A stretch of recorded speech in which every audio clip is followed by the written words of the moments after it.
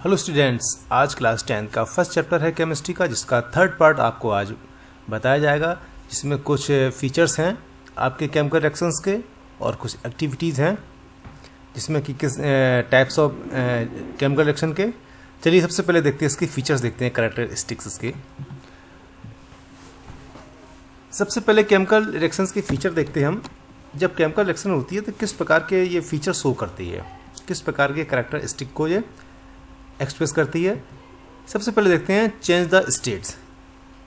Chemical reaction में किसी भी एलिमेंट्स किसी भी मैटर की स्टेट भी चेंज हो जाती है।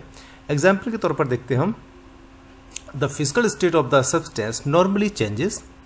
Example in the burning of the magnesium ribbon. जब मैग्नीशियम रिबन बढ़ती है, जिसको हम जलाते हैं, तो क्या होता है, वो उसकी राख बन जाती है वाइट कलर में, जबकि मैग्नीशियम कैसा आपका एक मेटल है। दूसरा एग्जांपल आता है, जैसे हम अपनी कैंडल को हम बर्न करते हैं, burn the candle and product CO2। CO2 भी हम उसमें क्या कहते हैं, गैस दो रिलीज होती है।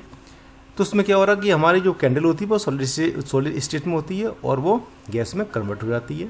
पहले मेल्ट होगी, लिक्विड में आएगी, उसके बाद CO2 भी उसमें रिलीज करती है। इसमें इस कारण से क्या होता है, केमिकल रिएक्शन से स्टेट भी चेंज हो रही है। अब आते हैं इसमें दूसरा इफेक्ट क्या होता है, चेंज इन कलर। कलर का भी चेंज हो जाता है। जैसे हमारे घर में रखा हुआ लोहा होता है, आयरन में जब रस्ट लग जाता है तो कैसा हो जाता है, वो ब्राउनी हो जाता है। Rusting iron changes into brown colour. दूसरा आपका आता है साइट्रिक एसिड। साइट्रिक एसिड में जब हम पोटेशियम परमैंगनेट डालते हैं, जैसे जो हमारा बैगनी कलर का होता है, पर्पल कलर का होता है, जब दोनों को हम ऐड करते हैं तो कलरलेस सब्सटेंस हमको फाइंड होता है। ये क्या हो रहा है, केमिकल रिएक्शन में कलर का चेंजेस हो रहा है। ये इसका फीचर्स है। नंबर 3 पर हम आते हैं, एवोल्यूशन ऑफ गैसेस। जब किसी एलिमेंट्स में जब किसी एलिमेंट को किसी भी हम और अन्य कंपाउंड से रिएक्ट करते हैं HCl के साथ, तो क्या होता है, हाइड्रोजन गैस मेरी रिलीज होती है। जब जिंक का HCl के साथ मैंने रिएक्शन किया तो जिंक क्लोराइड और प्लस हाइड्रोजन गैस उसमें एवोल्यूट होती है। इसी समय आयरन का हम करते हैं हम सल्फ्यूरिक एसिड के साथ, तो फेरिक सल्फेट होता है और मेरी हाइड्रोजन गैस में भी रिलीज होती है, यानी एवोल्यूशन ऑफ गैसेस। ये हमारा तीसरा फीचर्स है केमिकल रिएक्शन का। अब नंबर 4 पे हम आते हैं। नंबर 4 पे आते हैं चेंज इन टेम्परेचर। जब भी हम कोई केमिकल रिएक्शन होती है तो क्या उसमें टेम्परेचर भी इंक्रीज और डिक्रीज होता है। जैसे कैल्शियम ऑक्साइड के साथ हम वाटर का हम रिएक्ट कराते हैं तो कैल्शियम हाइड्रोक्साइड और प्लस हीट जनरेट होती है इसमें। तो चेंज इन टेम्परेचर, ये भी हमारा एक फीचर है। नंबर 5 पर हम आते हैं, formation of precipitate. Precipitate means होता है इनसॉल्यूबल। कुछ ऐसे सब्सटेंस हमारे फाइंड होते हैं केमिकल रिएक्शन के बाद जो कि मेरे इनसॉल्यूबल होते हैं, सॉल्यूशन में उसमें घुलते नहीं हैं और बॉटम में सेटल्ड हो जाते हैं। ऐसे टाइप के हम सब्सटेंस को हम प्रेसिपिटेट बोलते हैं और ये फॉर्मेशन होता है इन्हीं का केमिकल रिएक्शन में। इसका एग्जांपल देख लीजिए, जब पोटेशियम आयोडाइड के साथ हम लेड नाइट्रेट का जब हम क्या कहते हैं रिएक्शन करते हैं, तो पोटेशियम नाइट्रेट और लेड आयोडाइड ये मेरा फॉर्मेट होता है। इसमें ये मेरे क्या है, जब इसको हम बैलेंस करते हैं, बैलेंस करने पर ये रिएक्शन मेरी बन के आती है। 2 का मल्टीप्लाई मैंने किया पोटेशियम नाइट्रेट में और पोटेशियम आयोडाइड में, तो ये मेरा लेड आयोडाइड मेरा येलो कलर का प्रेसिपिटेट क्रिस्टल्स के रूप में हमारे लिक्विड के बॉटम में सेटल हो जाता है, जो कि उसमें सॉल्यूट नहीं होता है, इनसॉल्यूबल होता है। ये हमारी फॉर्मेशन ऑफ प्रेसिपिटेट थी। इस प्रकार की फीचर्स हमारे केमिकल रिएक्शन में देखने को मिलते हैं। चलिए अब हम आते हैं टाइप्स ऑफ केमिकल रिएक्शंस। कितने प्रकार की केमिकल रिएक्शंस होती हैं। सबसे पहले हम इस प्रकार से कैटेगराइज करते हैं ग्रुप में। सबसे पहले मैंने किया इसको, फ्यू एग्जांपल देते हैं इसको। सबसे पहले आता है कॉम्बिनेशन, दूसरा आपका आता है डिकम्पोजिशन, तीसरा आपका है single displacement, double displacement, redox, endothermic, exothermic और हमारा प्रेसिपिटेशन, और उसके बाद आता है लास्ट मेरा न्यूट्रलाइजेशन। इस टाइप्स की हमारी केमिकल रिएक्शंस होती हैं। सबसे पहले हम इसमें स्टडी करेंगे, सबसे पहले कॉम्बिनेशन में। किस पे चलेंगे हम, कॉम्बिनेशन रिएक्शन हमारी किस टाइप की होती है। चलिए देखते हैं। कॉम्बिनेशन रिएक्शन क्या होती है, जब हमारे दो अलग अलग सब्सटेंस या एलिमेंट कंबाइंड होकर कोई एक सिंगल प्रोडक्ट बनाए, उसको हम बोलते हैं कॉम्बिनेशन रिएक्शंस। एक नया प्रोडक्ट फॉर्म करे जब दो एलिमेंट्स, तो ये हमारा कॉम्बिनेशन रिएक्शन कहलाता है। ए रिएक्शन इन विच टू और more elements combine to form a single product is called combination reactions. इसका एग्जाम्पल तौर पर देखते हैं। ये मेरा पहला एलिमेंट है, इसको मैंने रिएक्ट कराया मैंने दूसरे एलिमेंट के साथ। ये दोनों जब मेरे रिएक्ट होते हैं तो क्या होता है, ये मेरा एक कंबाइंड कंपाउंड हमारा जो है सिंगल कंपाउंड ये हमारा फॉर्म होता है। ये हमारा क्या हो गया, कॉम्बिनेशन मेरा हो गया। ये मेरा रिएक्टेंट है, मेरा ये भी मेरा रिएक्टेंट है। जब इसको हम रिएक्ट कराते हैं तो ये मेरा क्या बन जाता है, प्रोडक्ट। सिंगल प्रोडक्ट मेरा क्या हो गया, ये फॉर्म हो गया। ये मेरी क्या हो गई, कॉम्बिनेशन रिएक्शन। और भी से हम एग्जांपल देख लेते हैं। जैसे हम हाइड्रोजन को क्लोरीन के साथ हम जब रिएक्ट कराते हैं तो मेरा 2HCl, ये मेरा क्या होता है, ये मेरा एक सिंगल कंपाउंड मेरा जनरेट को सब हम जब हम ऑक्सीजन साथ जब रिएक्ट कराते हैं तो कार्बन डाइऑक्साइड मेरी गैस रिलीज होती है। इसकी इसी प्रकार हम तीसरा देखते हैं एग्जांपल। जब हम अमोनिया को HCl के साथ रिएक्ट कराते हैं तो अमोनियम क्लोराइड मेरा बनता है। ये मेरा क्या हो गया, सिंगल। ये मेरा हो गया प्रोडक्ट, ये हो गया मेरा प्रोडक्ट। और ये मेरा क्या है, रिएक्टेंट। और ये भी मेरा क्या है, रिएक्टेंट। जब दो रिएक्टेंट आपस में, दो या दो से अधिक रिएक्टेंट हमारे आपस में कंबाइंड होते हैं, केमिकल रिएक्शन करते हैं, तो एक सिंगल फॉर्म का प्रोडक्ट प्रोड्यूस होता है। इसको हम बोलते हैं combination reaction. A reaction in which two और more elements combine to form a single product is called combination reaction. Is that clear? I hope आप अच्छी तरह से आपकी समझ में आ गया होगा। चलिए आगे बढ़ते हैं। अब आता है इसकी एक्टिविटी के बारे में। आप देखिए, पहले आपको पूरे तरह से क्लियर हो जाएगा। सबसे पहले क्या करते हैं हम, ये हमारा एक सिंगल बीकर मेरा है, इसमें हम कॉम्बिनेशन रिएक्शंस में हम शो करेंगे। एक्टिविटी में सबसे पहले हम क्या करते हैं, टेक 2 ग्राम 2 से 3 ग्राम हम क्या करते हैं, कैल्शियम ऑक्साइड लेते हैं, जिसे हम बोलते हैं क्विक लाइम बोलते हैं। ग्लास बीकर में लेके उसमें हम डालते हैं। धीमे धीमे डालने पर क्या होता है, मैं ये ऑब्ज़र्व करता हूँ, रिएक्शन हाईली व्यूरस, काफ़ी तेज़ रिएक्शन होती है, जिसके अंदर हिसिंग की आवाज़ भी आती है। कैसी आती है, हिसिंग की आवाज़ आती है, जो एक्सोथर्मिक रिएक्शन की तरह बिहेव करती है, और हिसिंग की आवाज़ आती है। हिसिंग की आवाज़ आने के साथ क्या होता है, हमारे कुछ बबल्स के साथ सॉल्यूशन में जो है बॉइलिंग होती है। उसके बाद इस रिएक्शन में क्या होता है, कैल्शियम हाइड्रोक्साइड जिसे बोलते हैं slaked lime is formed as the result. Sodium hydroxide जो है मेरा एक रिजल्ट के रूप में, एक प्रोडक्ट के रूप में जनरेट हो जाता है। आपने देखा कि हमारे दो सब्सटेंस थे, पानी इन वाटर और कैल्शियम ऑक्साइड। इनको जब आपस में हम रिएक्ट कराते हैं तो कैल्शियम हाइड्रोक्साइड मेरा जो स्लैग्ड लाइम कहलाता है, रिजल्ट के फॉर्म में आ जाता है। ये मेरी कॉम्बिनेशन रिएक्शन की एक एग्जाम्पल हो गया है। कॉम्बिनेशन ऑफ 2 कंपाउंड्स आपका हो गया। अब इसके बाद डीकम्पोजिशन आता है। अब आपका आता है कौन सा, डीकम्पोजिशन रिएक्शन। डीकम्पोजिशन में क्या होता है, ये कॉम्बिनेशन रिएक्शन का जस्ट अपोजिट होता है। इसमें क्या होता है, जब कोई एक सब्सटेंस को जब हम किसी इलेक्ट्रोलाइसिस द्वारा यानी इलेक्ट्रिक करंट को फ्लो करके या हीट से या सनलाइट से ब्रोक करते हैं, तोड़ते हैं, तो वो दो से अधिक सब्सटेंस में बट जाता है। ये हमारा कहलाता है decomposition reaction. Single reactant can decompose on the application of a heat, light or electricity to give 2 or more products। इसमें हम देखते हैं सबसे पहले, ये हमारा एक सिंगल प्रोडक्ट हमारा है। इसमें क्या करते हैं हम, वाटर को, इसमें इलेक्ट्रिक करंट को हम फ्लो करते हैं। जब फ्लो करते हैं तो क्या होता है, ये मेरे 2 सब्सटेंस में टूट जाता है, एक हाइड्रोजन दूसरा ऑक्सीजन। इस प्रोसेस को हम बोलते हैं इलेक्ट्रोलाइसिस। क्या बोलते हैं उसको, इलेक्ट्रोलाइसिस।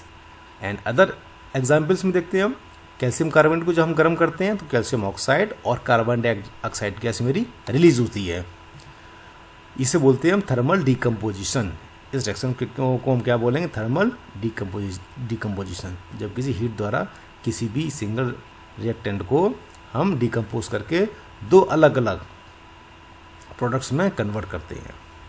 ओके, आशा करते हैं आपको समझ में आ गया होगा। चलिए अब इसकी हम एक्टिविटी देखते हैं।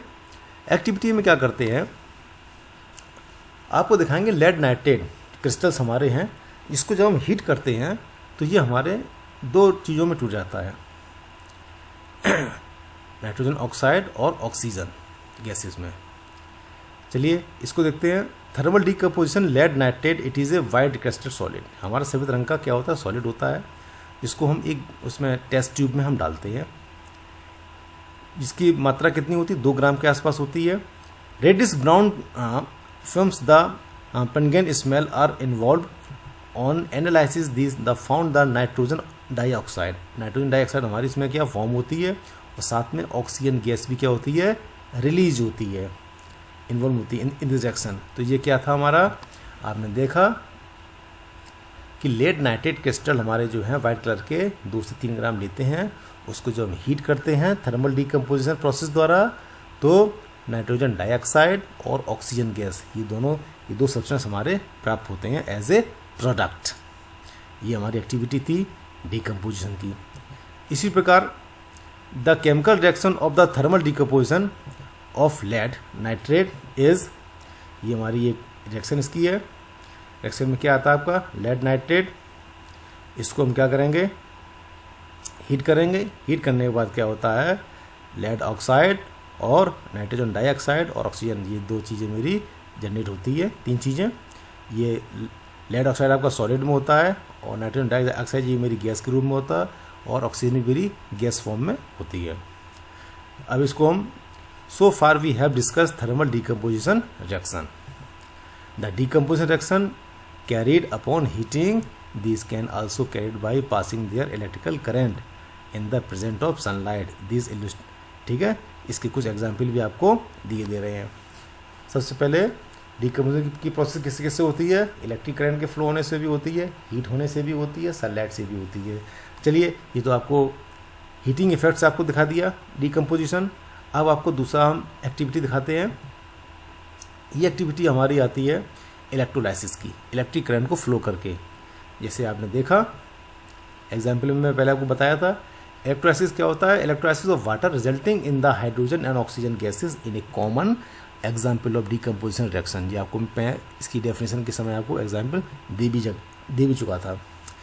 Water as a such is a poor conductor. हमारा पानी जो होता है, जो मेरा प्योर वाटर होता है, is a mostly pure water is a poor conductor. जब इसमें किसी प्रकार का हम एसिड डालते हैं, सल्फ्यूरिक एसिड या साइट्रिक एसिड, इलेक्ट्रोलाइट डाल देते हैं, इनको क्या बोलते हैं? इलेक्ट्रोलाइट्स बोलते हैं।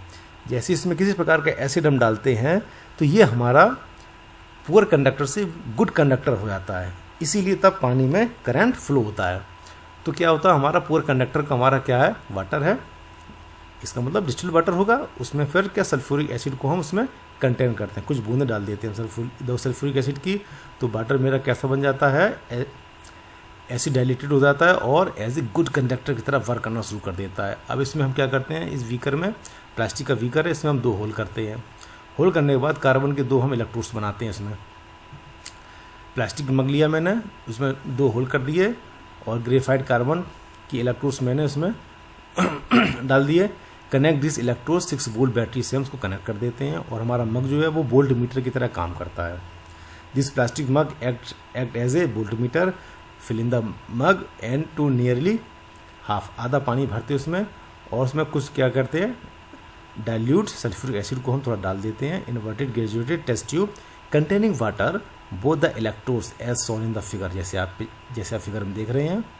पासिस करंट स्लोली, धीमे धीमे इसमें करंट फ्लो होता है, और ये हमारा मग जो है वोल्ट मीटर की तरह काम करता है। इसके अंदर बबल्स आने शुरू हो जाते हैं धीमे धीमे, एपियर ऊपर की तरफ बबल्स आने शुरू हो जाते हैं। तो देखते क्या ऊपर? हाइड्रोजन और oxygen electrodes both tube. As a result water level हमारा कैसा होता है? डाउन हो जाता है, और ऊपर की तरफ क्या होता है? गैसेज हाइड्रोजन एंड ऑक्सीजन हमारी गैसेज जो होती हैं वो ऊपर तरफ फॉर्म हो जाती हैं। Decomposition of water on passing electric current, पानी का डिकम्पोज करना इलेक्ट्रिक करंट द्वारा पॉसिबल होता है, जैसे कि आपको एक्टिविटी में बता चुका हूँ। यानी जब एक प्लास्टिक के मग में पानी भरकर उसमें 2 ग्रेफाइट की छड़ों के ऊपर इलेक्ट्रोड्स बना के उसमें जब हम 6 वोल्ट की बैटरी से उसमें करंट फ्लो करते हैं तो होता क्या, उसमें बबल्स आने शुरू हो जाते हैं धीमे धीमे, और हमारा पानी थोड़ा क्या होता है नीचे की तरफ क्रैश होता है, और ऊपर की तरफ क्या होता है हाइड्रोजन और ऑक्सीजन गैस मेरी क्या होती फॉर्म होती हैं। ये डिकम्पोजिशन ऑफ वाटर था जो कि इलेक्ट्रिक करंट द्वारा पॉसिबल था। ठीक है, अब आगे आते हैं हम इस रिएक्शन को देखिए। पहले ये रिएक्शन आपकी है बाई इलेक्ट्रोलाइसिस, पानी को इलेक्ट्रिक करंट द्वारा डिकम्पोज किया गया और गैसेज हमारी रिलीज हुई हैं बाई इलेक्ट्रोलाइसिस। एक्टिविटी में के बाद अब आपको दिखा दे रहे हैं कुछ और अलग से हैं आपके ये डिकम्पोजिशन के एग्जाम्पल्स। इसमें देखिए पहले डिकम्पोजिशन के एग्जाम्पल्स आपके आते हैं हाइड्रोजन पेरोक्साइड।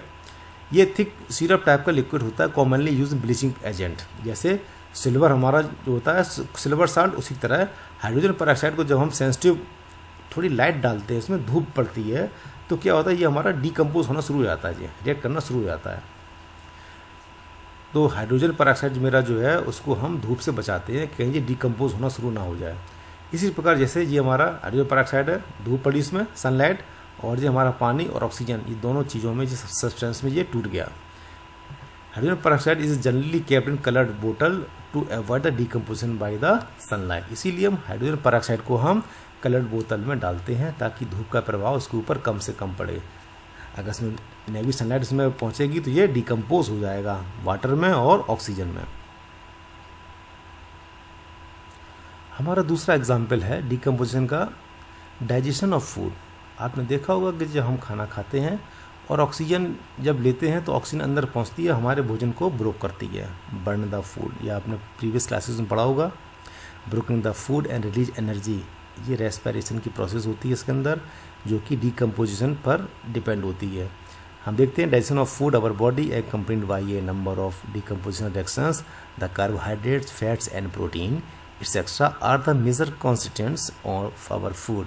दी डिकम्पोज, यही हमारे डिकम्पोज होते हैं सिंपल सब्सटेंसेज में, which further react releasing large amount of energy, it keep our body working, जिससे हमारी बॉडी काम करती है इस एनर्जी से।